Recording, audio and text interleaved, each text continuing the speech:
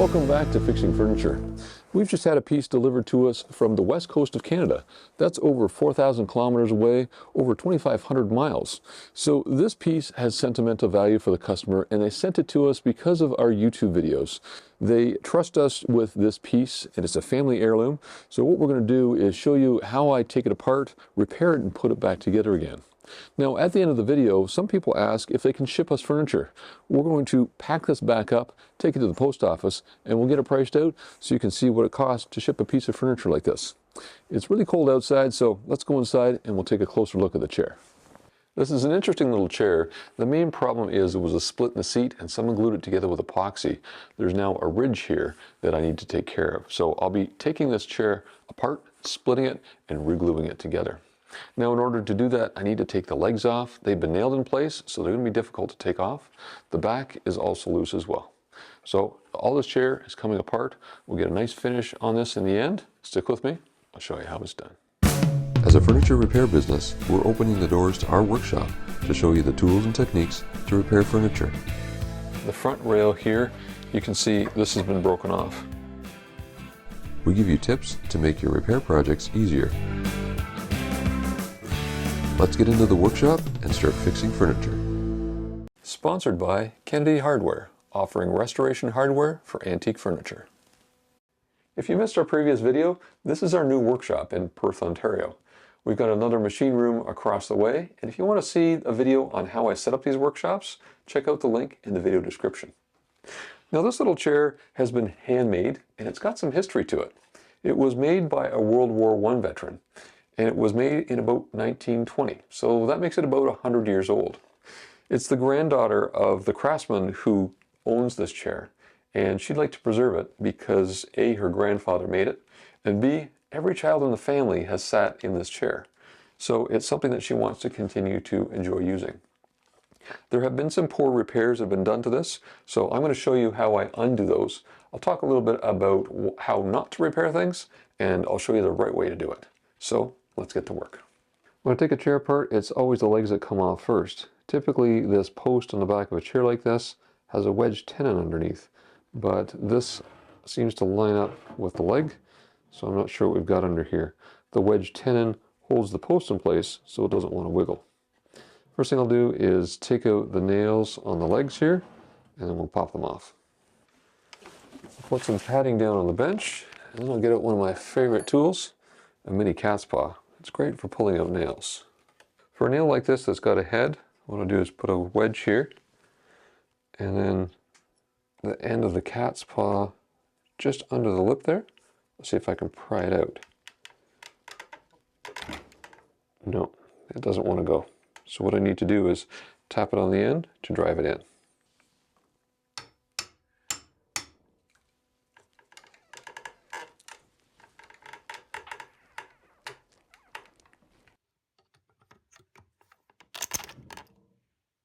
For a nail like this that's flush, I have to dig underneath it, and there's a little bit of a scar underneath here, so I'm just going to tap under here and then lever it out.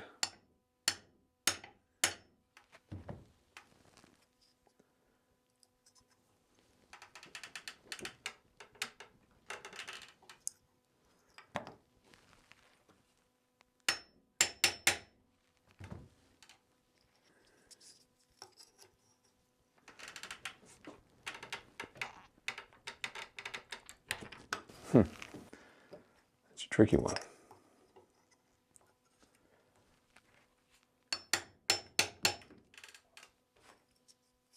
I'm trying to minimize the dent I put in here as I tap it out.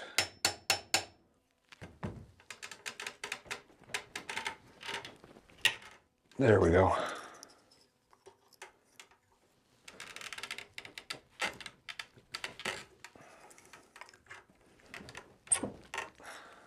Now, nails should not be put in furniture. I'll explain why. By putting a nail through a wooden joint in furniture, what you're doing is making sure that joint stays together. Now, you might think you fixed the problem, but that joint continues to wear back and forth.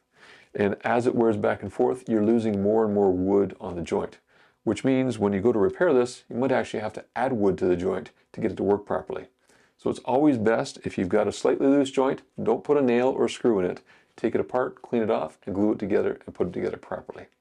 I've got a course coming up soon on fixingfurniture.com. If you want to check that out, you can learn all the details around how to properly repair a chair.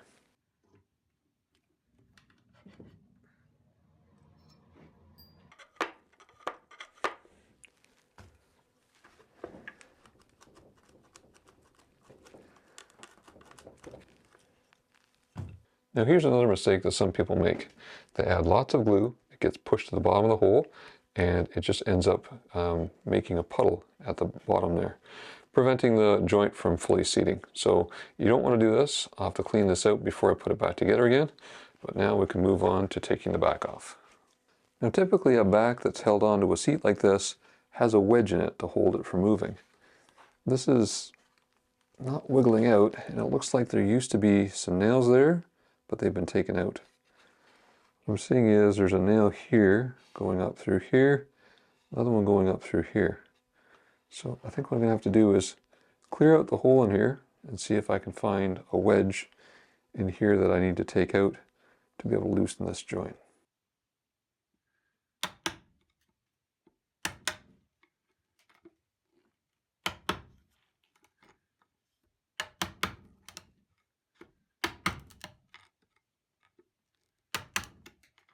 Now that I've cleaned this out, you can see the bottom of the post there, and it doesn't look like there's a wedge. So I'll try and tap it out. And just to show you how clean this is compared to the other one here, look how much glue is in this mortise. What I'm afraid of is there's a bunch of glue there that's taken up the space, and I might have a really loose joint in this leg once I try to put it back together again.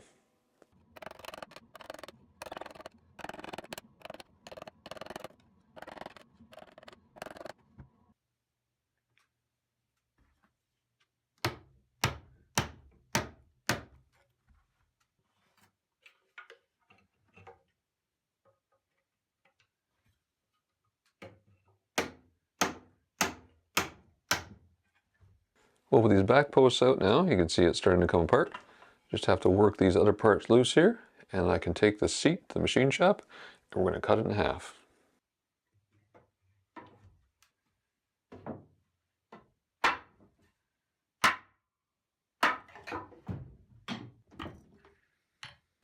This gap that's right here was closed up with epoxy, and I can feel there's a ridge there. On the bottom side here, you can see the leftover epoxy. There's no way to disguise this, so what I'm going to be doing is running a saw blade across here. The challenge with this is the seat isn't flat. It's very warped. So what I need to do is create a sled that I can put this on, then I can reliably make a cut straight across that line, and then I can re-glue this back together again. To cut this accurately and safely, what I need to do is build a platform and secure it. So I've got a couple pieces of plywood here. What I'll do is use this on one side of the blade. So we'll line it up here.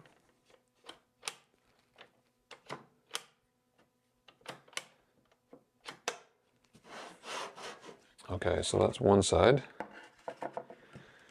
And then this one I'll line up on the other side, and this will be my saw cut. So I need to line it up there. Bring that blade back down. I've got a groove here that I can put a couple wedges in. There's a lot of force that comes towards the wood here, so what I'll do is secure this down at this end, line this up, and that'll hold it there. Now look how much it's wobbling. So what I need to do is put some shims under here to prevent it from wobbling. And then what I need to do is secure it through the holes here. I'll put some hold downs here and just screw everything down to these pieces of plywood so I can reliably pull everything as one sled, raise the blade, and then cut that straight on this line.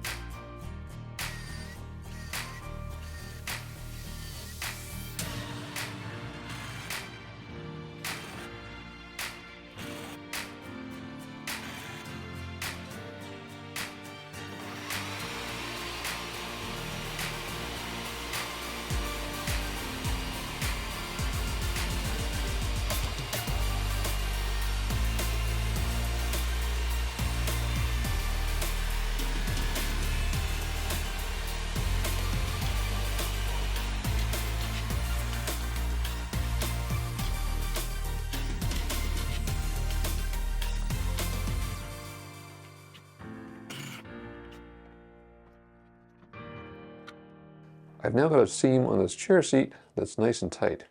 Now before I get carried away and put glue on this, I want to make sure my clamping strategy is all set. I've got some cauls here that can help make sure that these joints here are level, but because these boards are different thicknesses, I'm going to have to play around with them a little bit. Once I've got those set and I know I've got a nice smooth surface here, then I can apply clamps this way to close up the gap. Now the reason that I want to figure all of this out is because once I apply the glue, I've only got about 5 minutes to assemble everything. And I can't afford to scramble and deal with a surprise once the glue's on there.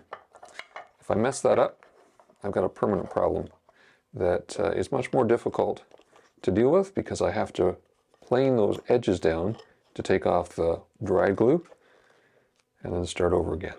So a little bit of preparation goes a long way. So there's one clamp. Now these cauls, I've got moving tape on them, so it prevents them from sticking if they get glue on them. They're pretty easy to make if you've got a table saw. Just cutting some grooves out in the center and then applying moving tape.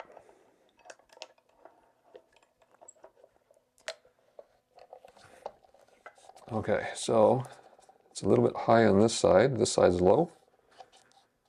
This is actually feeling good here. So what I'm going to do is just put a thin wedge on this side here underneath. This is a chair back wedge, so it's nice and thin. Gives me the ability to prop that up.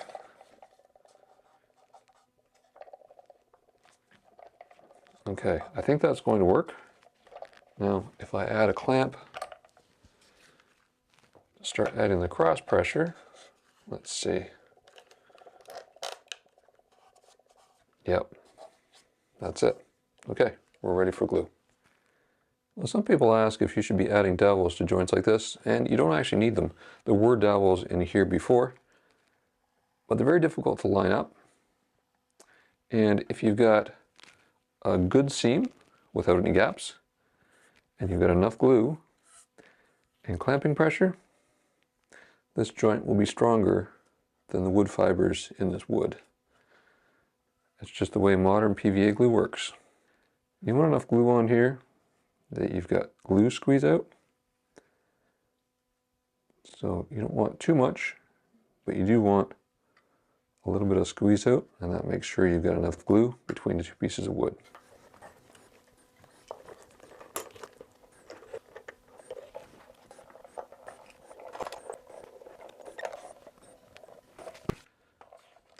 Another question I often get is how many clamps you need to use when you're clamping something up.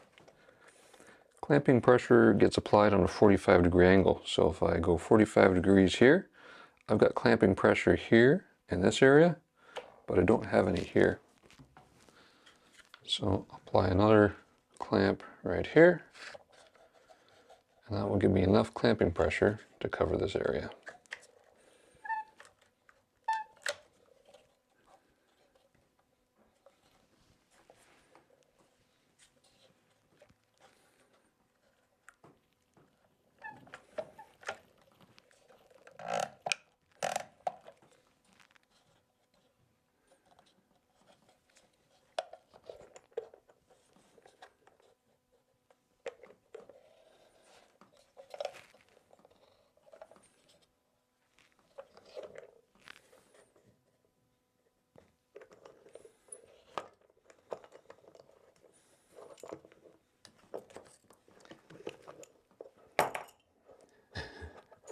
It's being a little difficult here, but because I've worked at my clamping strategy, I know what the answer is here. I just put the wedge a little too far in under that caul.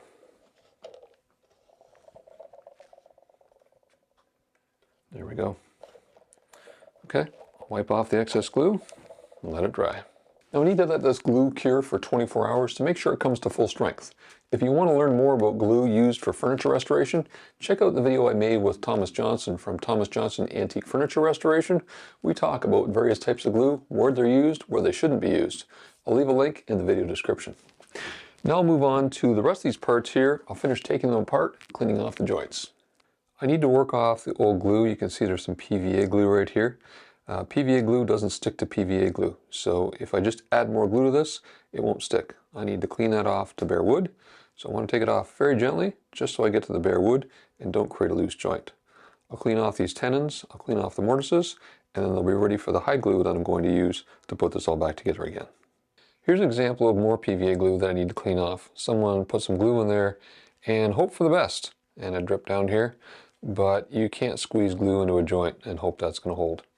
I've got some screws here that I need to take out, take this apart, clean them off. But screws is another area where some people make mistakes. And let me show you what I mean by that. This is a slotted steel screw. That's what would be appropriate for something from 1920. You don't want to be using a Robertson or a Phillips. And if you buy a slotted screw these days, they always have the zinc coating on them. So what you want is bare steel. If you want some bare steel slotted screws, you can buy them at Kennedy Hardware. They've got restoration hardware that help you with your projects. I'll leave a link in the video description.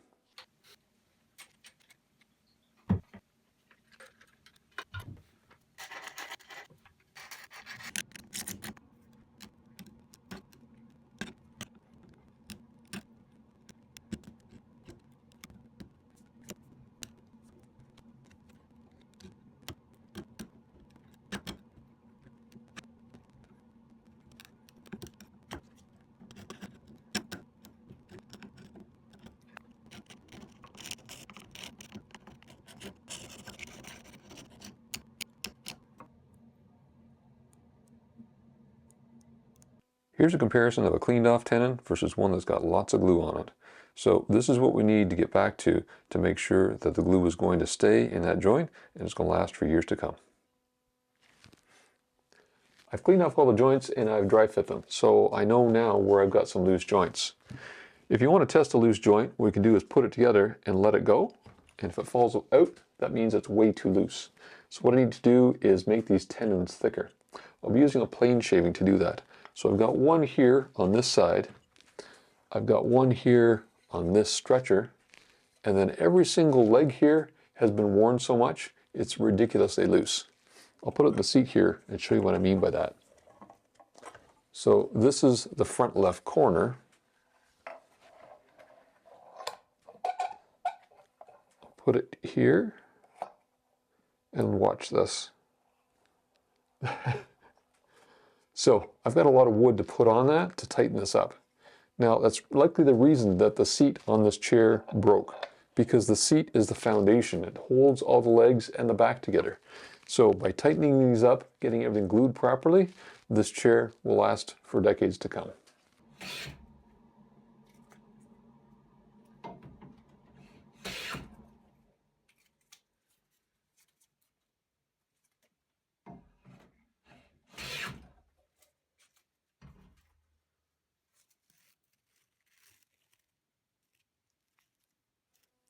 I've got a good supply of shavings now, so what I'll do is use PVA glue, put them onto the tenons, hold them in place with elastics, and I'll let it sit overnight.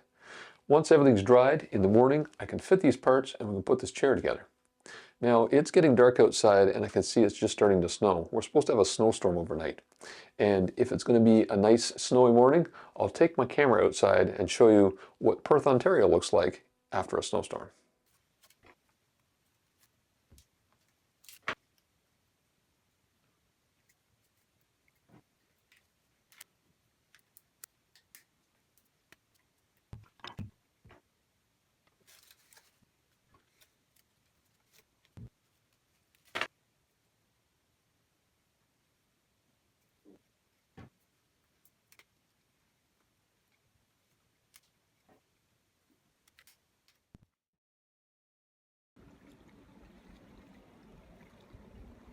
The Perth Town Hall was built in 1863, and behind that is a great big park called Stewart Park. It's named after the son of Robert Stewart, and Robert Stewart is who built our home.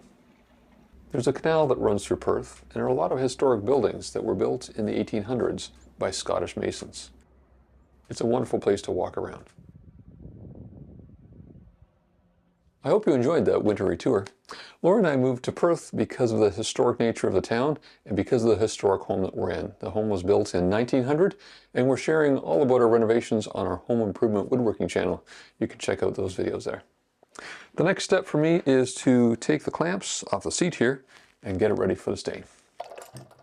So I know I've got a flush fit here and a flush fit here, but in here there's a bit of a difference in the height. Because the seat is scooped out, when I took out that blade width in the center here, there's a bit of a height difference. So it extends from here to about here. So what I'm going to do is use a scraper, flatten this out. I do need to drill a new hole here because it needs to match these other ones. And then we can get some stain on this and disguise that this was really ever broken. Now, if you've never seen a card scraper, it's just a piece of metal that's got a burr edge on it.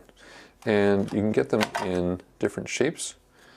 I'm just going to use my standard one here. I'm going to bend it as I go through and shape the seat, but I might need to go with the French curve one like that. So if you've ever contemplated building a workbench, I highly recommend putting a backsplash on it. It's really good for being able to work on surfaces where you need to hold them in place, because now I've got something that I can push on here and it stays in place without clamping. Because of the curve in here, I'm going to curve the scraper by bending it, but also by skewing it, I accentuate that bend. So I'm going to start here and push downhill. This is actually going uphill, which could raise the grain, so I'm going to spin it around when I get there. So I'll start here and work my way down.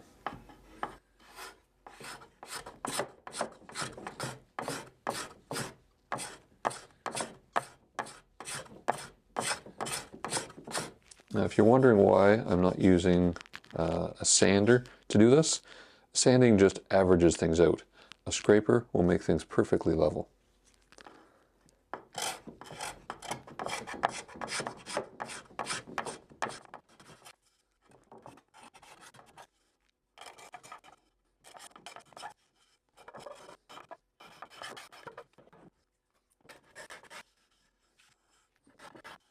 It's all leveled out here, so the next step is to use 120 grit sandpaper to take out any marks, 220 grit sandpaper just to smooth it out, and then we'll be ready for stain.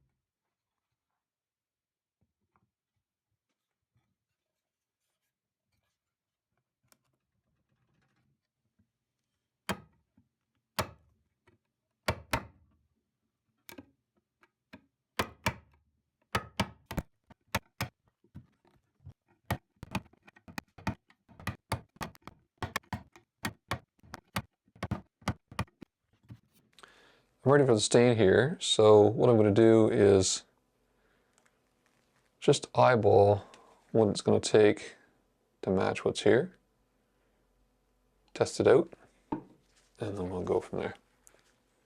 So the reason I've got these pieces here is so that my mixture, I can get it as close as possible.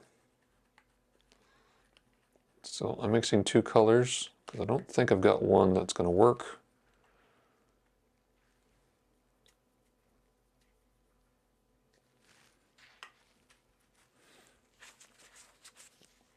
So I think that is going to do it. So I can now take this out, apply the stain, and wipe it off. Now I'm applying the stain to the whole seat. It's pretty damaged, so we'll just give it an even coat and then wipe it off, and we'll be ready to assemble. Now I'm not going to be finishing this with the pieces apart. I want to put the finish on when it's all together. It'll help seal up those joints with the furniture, help protect everything. That's typically how chairs are finished when they're made.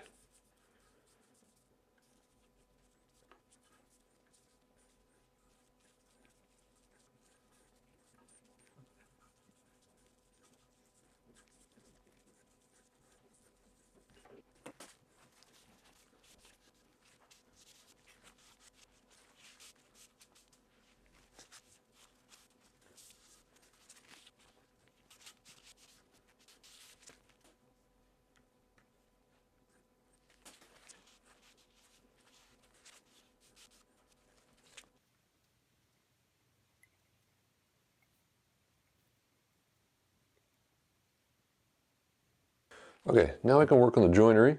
So I've got all these elastics to take off. I've got 4 leg joints where I need to take the elastics off. And then I've got 2 other joints here and here. And then I'll use a file to shape them, fit nice and snugly in their mortises, and we'll be ready for the glue up. I start by taking a carving knife and working off the excess that's on the end of the tenon. So I just run the bevel of the blade along the end of the tenon there, like that. It's easier to see here on the leg where it's larger. Just getting the excess off the end. It comes across the grain, along the grain, so it comes off pretty easily.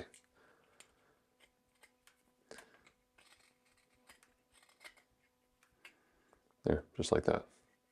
The next step is to use a file to get off the excess glue and start shaping it to fit the mortise. So I'm just putting a file flat on the tenon here, go all the way around. And if there are any humps, we'll just level those out.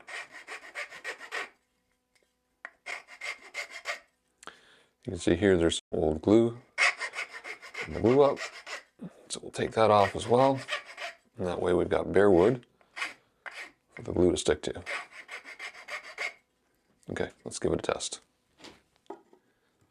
So I can tell it's too large. I need to work it down a little bit. So just keep working it down until I get a nice snug fit. Okay, let's give it another test here. It's not quite there, but as I twist that, it's polishing the wood, so I can see right there, it's rubbing. It's interesting on this chair. There's a couple of plugs here, and it's almost like this was a larger chair at some point, and the legs were cut down to size. I worked on this a few more times, and we've now got a joint that's nice and snug. 3 more to go. 3 of the 4 legs are fitting nice and snug. The other one is still loose. So I've had to wrap this. I'll let this sit. So to keep this project moving, I'll turn this right side up and put a coat of finish on the seat. For the finish, I'm going to use a pre-mixed shellac. It's just a quick way to put on a coat of finish. Now I've tested the finish on the chair and it is shellac, so this is the perfect product. Always make sure you're using the same finish as what you're working with. So shellac dries very quickly, so you can't brush it. You're basically putting it on and letting it sit. It's a nice finish because it goes on easily and it dries quickly. It's one of the few traditional finishes that are still available in the market today. After World War II, the chemical industry came up with a whole bunch of different finishes. So we've got things like polyurethanes and lacquer. With this coat of shellac on here, the rest of the chair is looking pretty lifeless. So what I'm going to do is clean off the surfaces here. I'm going to put on a new coat of shellac. What that'll do is revive the color. And if I wet this down, you'll see what I mean by that. So it'll match the chair much better, and it'll also give it many more years of longevity. So when you're cleaning off furniture, soap and water is the best way to do it. It's a mild detergent that gets rid of any greases that may be on the furniture, and it's not going to damage the finish that's there. The shellac is now dried, so I can sand it and get it ready for the second coat. But you see here on the edge of the back of the chair here how it's really worn. Here on the arm, you can see wear marks just along that edge. I need to mimic that here, so this chair seat will match the rest of the chair.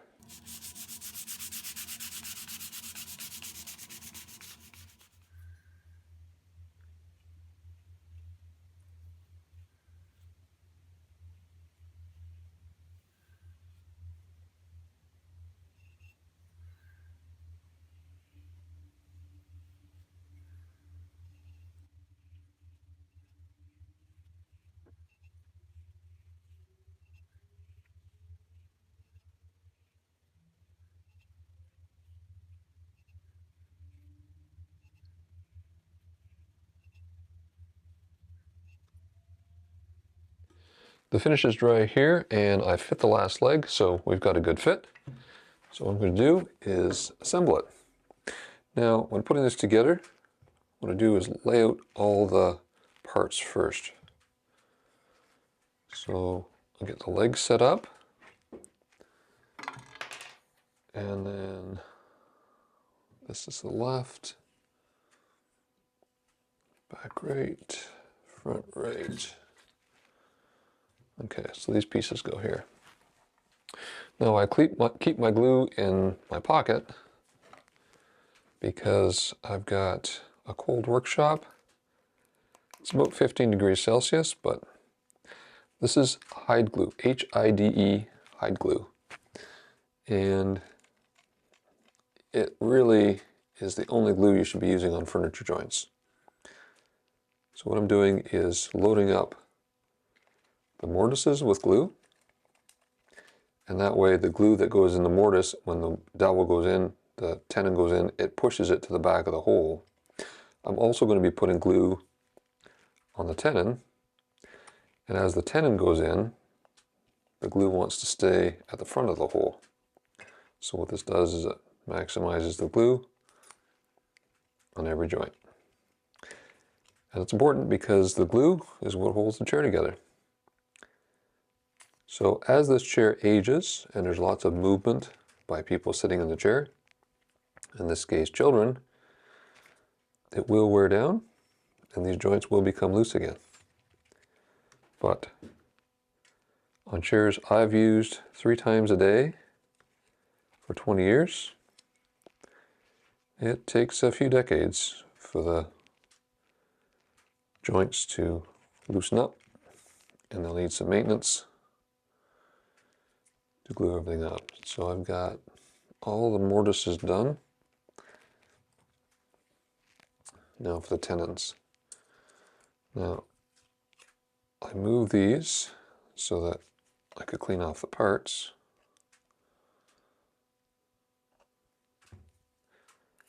So I'm just using a brush to spread the glue. You don't want to use your fingers to do this because the fingers, the oil in your fingers can have a negative effect on the adhesive. So don't use your fingers to spread the glue. Okay, so there's the first. This goes on the left.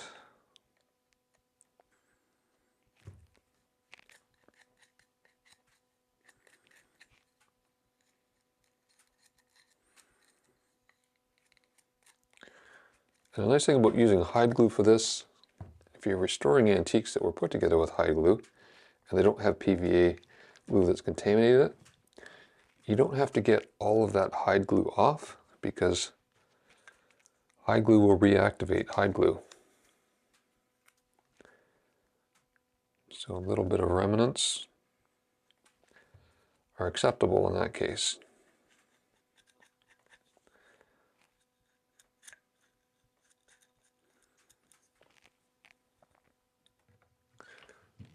Okay, so there's the front of the chair. I'm going to assemble the back now and then put the two together.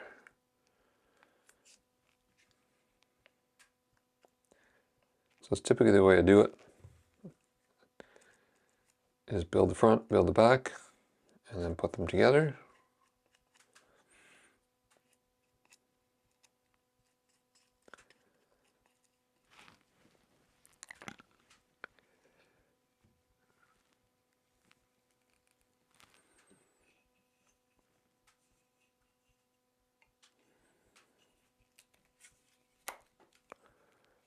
Okay.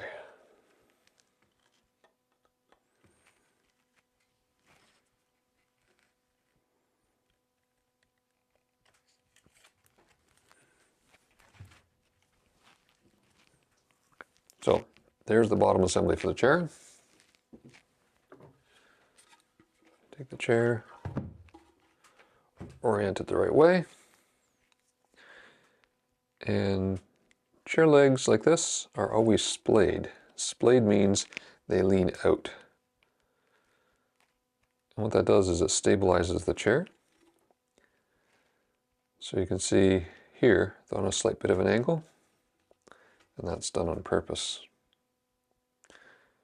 Now, the front legs are splayed different than the back legs. So when putting together a chair like this, the back legs go in first because they usually have a more severe splay on them. So they're on an angle. You need to get those angled in. And then the front ones are more up and down. So they go in second. If you try to do it the other way around, you're going to have a hard time putting your chair together.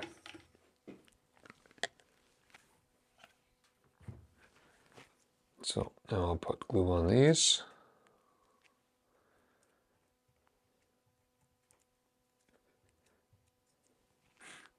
Now another important thing in gluing together a chair is making sure you're working on a level surface. You see how this is rocking?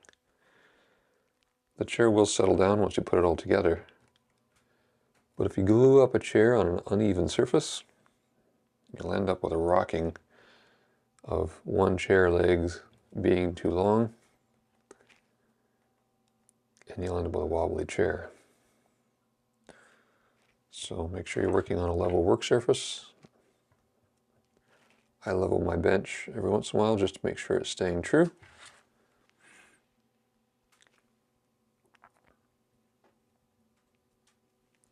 This is one of 4 different styles of chairs.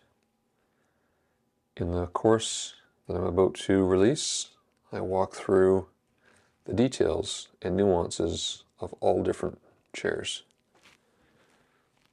So you get a good idea of how to repair any chair that you'll encounter. Okay, so here, back legs in first.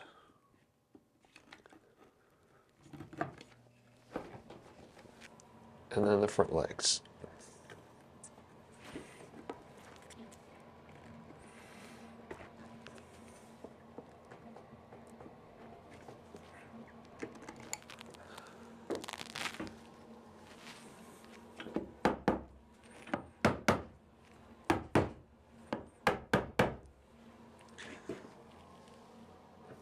Just make sure they're all seated.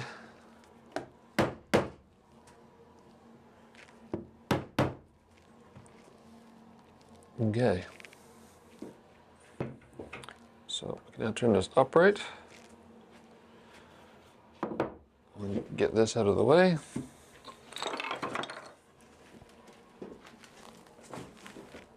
And then we'll build the rest of the chair. Now, seat is a bit wobbly.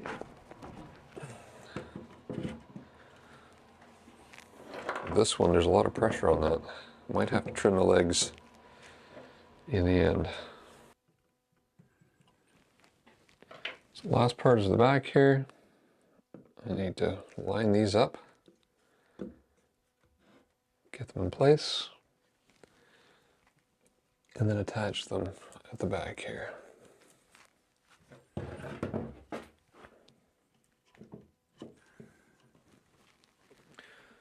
So here's where the screws come back in.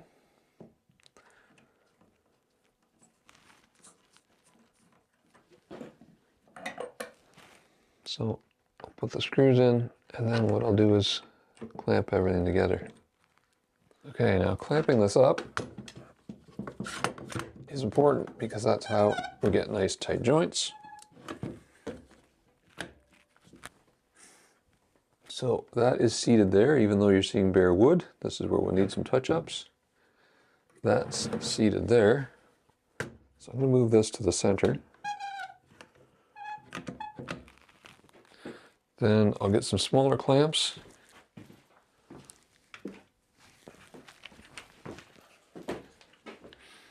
Put them on here. Get that post nice and snug in there.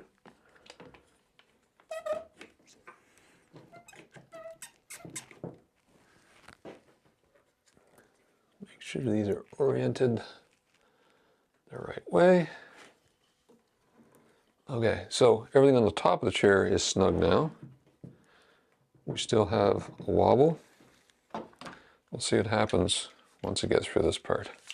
So each of the stretchers now need to get clamped, and I'm using clamps here that have very rubbery pads on them.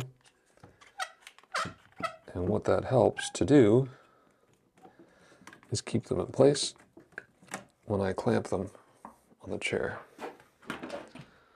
So there's one. I'm going to clamp this one under here.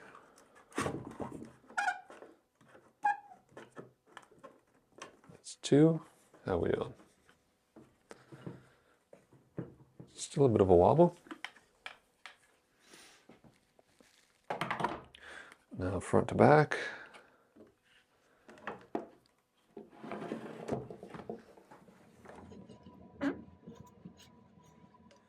The glue's dried, so I can take off the clamps, and there are 4 things left to do. So first of all, I need to level the chair because it's got this rock to it. Then what I need to do is touch up these areas here. I need to put on a coat of finish. And lastly, I'll show you how I disguise these marks at the side of the chair so they're a lot less noticeable. So to deal with the rock in this chair, what I have to do is shorten one of the legs. So it's these 2 legs that are longer than these 2. So I'm going to take off a little bit from the front. So I'll lay out some padding first. And the tool I like to use for this is a Disassembling saw. Now I've done this a number of different ways with a number of different tools, and the Disassembling saw is the most efficient way of doing this. It's a really accurate saw. So what I'm going to do is take off, just eyeball where I think it is, based on experience.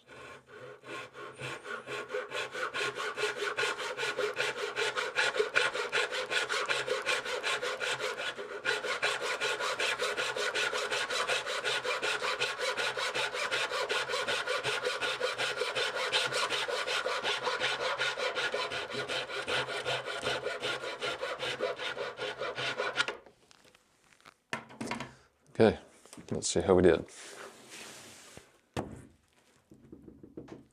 Oop, there's just a little bit of movement there. So a little bit more. And we'll see how it works.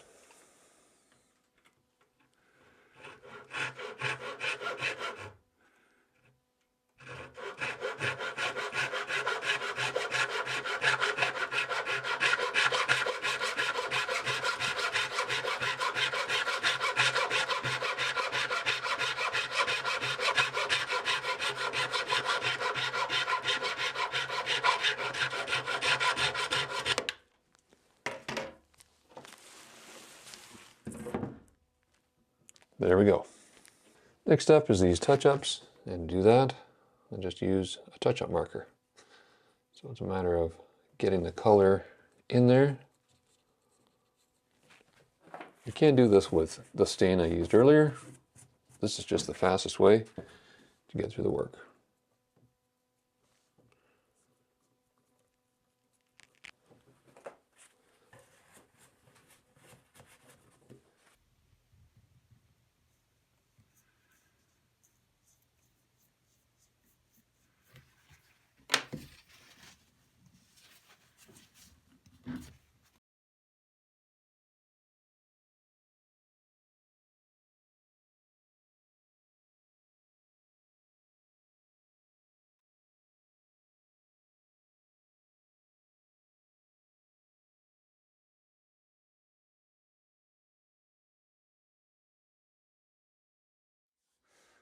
The shellac is dried overnight, so it's good and hard. I'm going to rub it out so it's not as shiny. Shellac always comes out as a high gloss, so I need to dull it down a little bit. But first, we're going to put some wood filler in these filling areas. And it might seem odd that I'm putting the wood filler on after the finish, but you'll see very shortly why I do that. These chipped out areas here, I'm going to be filling with burn-in wood filler. So it's a product that you use a soldering iron with, and I can mix several different colors to get the tone that I'm looking for. This is a battery operated soldering iron, so I just turn it on, and it doesn't take much heat. A traditional soldering iron has actually too much heat. So I've got a couple colors here. I'm going to add them in, and this is something that comes with experience. To be able to blend in the colors to get them to match. Okay, so you'll see how quickly that becomes dull, and that means it's dry. And then we can shave off the top and level it out. Now I like to stand it up to take a look at it to see what it looks like. Not too bad, could be a little bit darker. The great thing about a burn-in wood filler is you can continuously change the color until you get it right. So I'll just add a little bit more color here.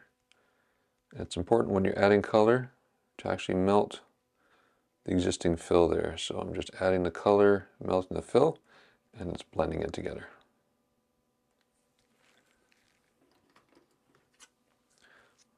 Let it become dull. Work it smooth. Needs a little bit more dark color to it.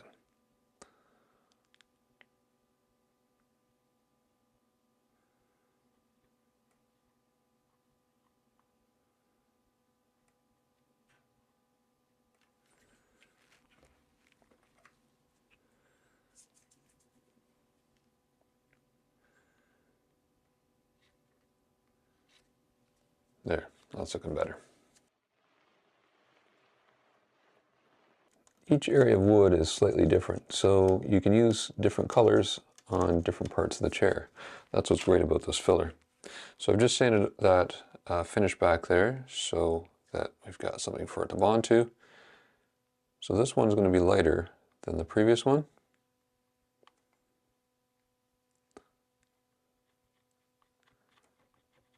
As you can see there, the color is starting to fill.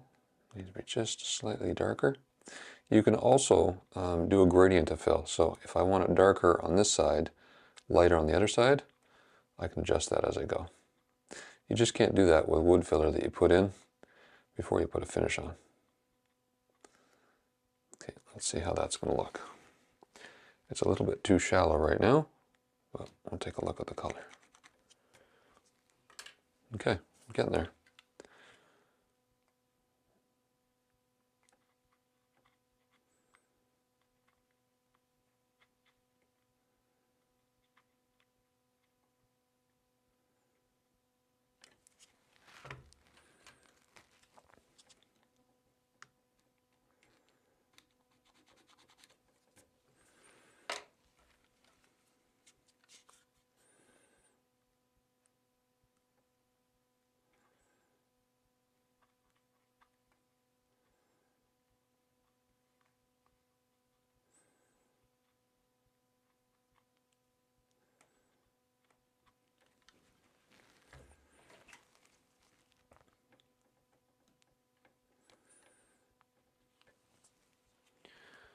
And we're almost there. Need a little bit darker fill on the right side right here.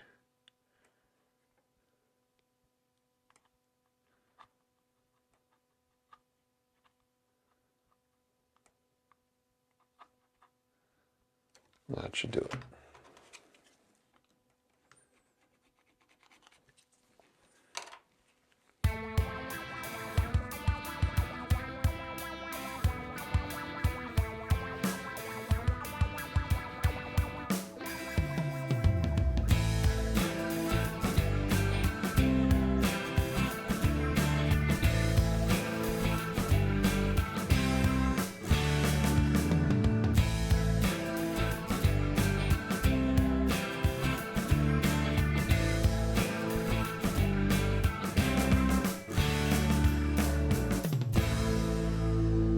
This chair is now ready to be used by many generations to come.